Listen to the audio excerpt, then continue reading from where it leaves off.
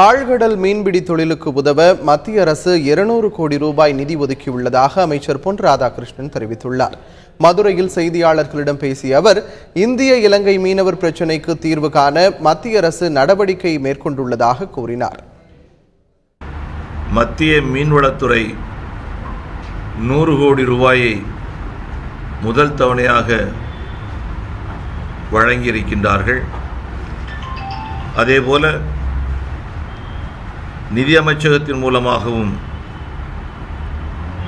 100 கோடி ரூபாய் வழங்கியிருக்கின்றார்கள். ஆக 200 கோடி ரூபாய் பணம் வழங்கப்பட்டிருக்கின்றது. இதில் ஆரம்ப கட்டமாக 750 படகுகள் ஆழ்கடல் மீன்பிடிப்புக்கு தயாராகக்கூடிய வகையில் அதனை அவர்கள் வாங்கிக் கொள்ள முடியும். முன்னுரிமை ஏற்கனவே படகுகள் சிறைபிடிக்கப்பட்டவர்கள், பாதிக்கப்பட்டவர்கள் அவர்களுக்கு கொடுக்க வேண்டும் என்று வலியுறுத்தப்பட்டிருக்கின்றது. இப்போது வழங்கப்படக்கூடிய